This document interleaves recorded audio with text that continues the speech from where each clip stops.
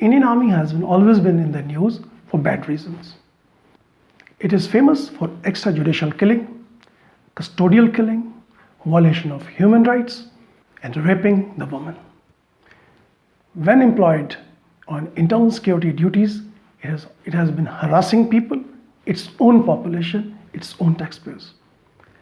But recently, Indian Army has earned another ugly feather in their cap, and this time it is cheating. Cheating their own population, their own taxpayers. I am Atasham, you are watching True North. If you are new to the channel, consider subscribing. Let's get started. Propaganda is done with an aim to project oneself, but the propaganda is left to the government machinery, to the politicians. Professional armed forces do not engage in propaganda. Recently, Indian Army Chief has made a statement which startled the world. He said Indian Army is prepared for a 2.5 front war. By 2.5 front war, he meant that Indian Army could engage China and Pakistan concurrently while controlling the internal security situation within India. This was a very, very tall claim. The world had to take it very seriously, but a very, very simple scrutiny of the facts reveals that Indian Army Chief General Bipin Rawat has been misleading his own government, his own people, and his own army. All armies and armed forces of the world are composed of two broad categories. First, the hardware, the equipment, tanks, guns, aircrafts, submarines, warships. And two, if we politely term it as software, are the humans, those who fight and those who use this weapon and fight the war. We will first take the hardware part. Internationally, the agreed standards are that an armed force should have its equipment broadly classified into three categories. First, the state of the art. Two, current. And third, vintage. A good, strong, cohesive armed force should have 33% of its equipment falling in the vintage category, which is old category. 33% equipment should be of current category, and the 33% equipment should be falling into state-of-the-art equipment.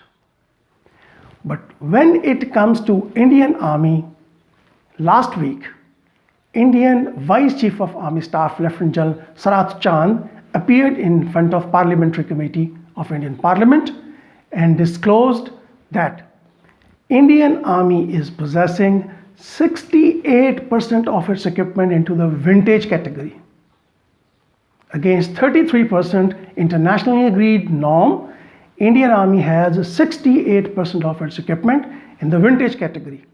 There is only 24% of equipment in current category, and ironically only 8% of the equipment is within state-of-the-art category. This speaks volume about the state of the hardware Indian Army possesses. Indian Air Force is no far off. As per the 11th modernization plan of Indian Armed Forces, Indian Air Force is supposed to have 42 combat squadrons. Against 42, Indian Air Force barely has 33 combat squadrons, and the strength available in the squadron is again questionable. The links are given in the description below for you to increase your knowledge. And of those 33 squadrons which are available for fighting, the inventory of Indian Air Forces is composed of nearly obsolete aircraft.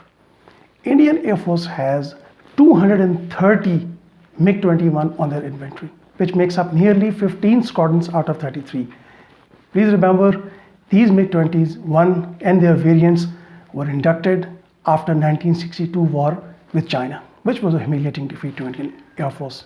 So with this kind of army and with this kind of Air Force, General Bipin Rawat is planning to fight a 2.5 front war. Coming over to the manpower, the software of the Indian Armed Forces. Indian Armed Forces suffer from one of the poorest quality of the leadership available anywhere in the armed forces. And it is not a rhetoric.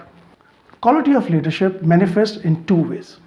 How well the morale of the soldiers are, how do they treat their seniors, how well they maintain their equipment. Indian Army and Air Force and Navy routinely suffer from major equipment losses. 3 years ago, Indian nuclear submarine had a fire on board. It was nearly damaged. Indian Air Force suffers one of the highest fatality rates in a modern Air Force. In Indian Army, it is a routine for officers and men to go to the courts for redress of their grievances. And Indian Army has seen an alarming trend, and that is non-battle casualties, rise of non-battle casualties.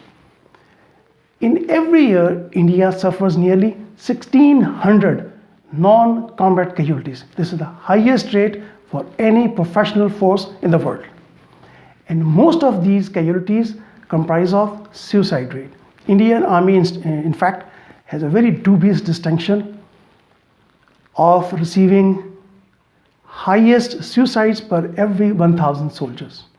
Poor leadership was evident when an Indian soldier, Tej Bahadur, when he found there was no way he could get his grievances redressed, he made a video and uploaded the video on YouTube. The video instantly went viral because it was a soldier in uniform cursing his senior leadership. Instead of addressing his concerns, the Indian generals court-martialed him and threw him out of the army. So with this kind of poorly led force, General Bipin Rawat is planning to fight a war against Pakistan and China. Strongly suggested that General Bipin should, instead of making bragging and tall claims, should look inward and put his house in order. Thank you very much for watching the video.